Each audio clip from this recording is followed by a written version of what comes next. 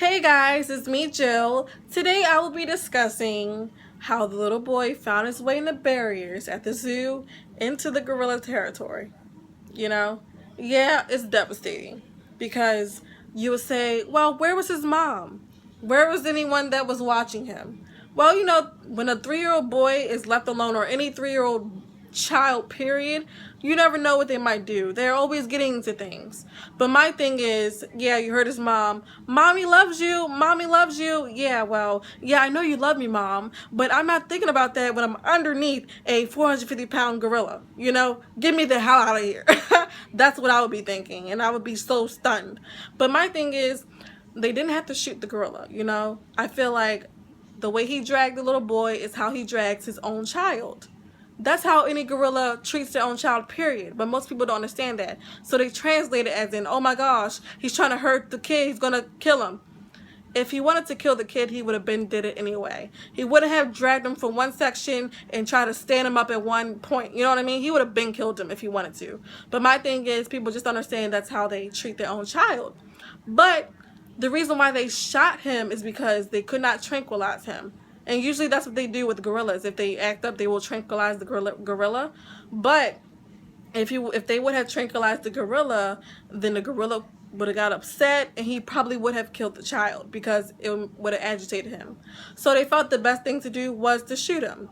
Yeah, that sucks. It's his territory. He was trying to protect the child, but when people get involved, they start talking, they get upset. No, you gotta shoot them. And I totally don't agree at all, because I love animals, and I feel like, yeah, that's my territory. Who told you to come in my territory? But now I gotta protect you like you're my own child. But now the society's gonna look at me as trying to be a monster. So what I have to do, I have to die for you.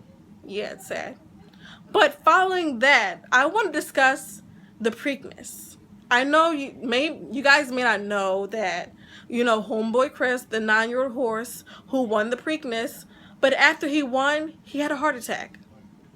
Yeah, victory, but he had a heart attack after the race. And no one knew that, Most people thought, oh yeah, he won the race. But what happened afterwards? He had a heart attack. 9 years old. Honestly, I could be wrong. I don't know how old is appropriate for a horse to keep racing, but I honestly thought that 1 year old and 2 years old was like the max. You know what I mean? I thought the young ones raced. I didn't know that the older ones could race. You know what I mean? But my thing is, yeah, they protect the the person that's riding the horse during the race. They put multiple goggles on, so if mud gets in the eye, they can flip that one on and keep going. But the only thing they do for the horse is that they take the tongue out the mouth and they stick it to the side so that they won't choke while they're racing. But what about all the debris? What about all the rocks that gets in their eyes? What about anything that goes up the nose while they're racing? All the dirt, all the mud, you know what I mean? They don't take care, I don't think they really take care of these animals or these horses like they should, you know what I mean? Thank you for not trying to let them choke, so let's take the tongue out. But what about, I thought horses wore goggles when they race. I don't know if I'm just watching cartoons, but I honestly thought they were protected around the eye too.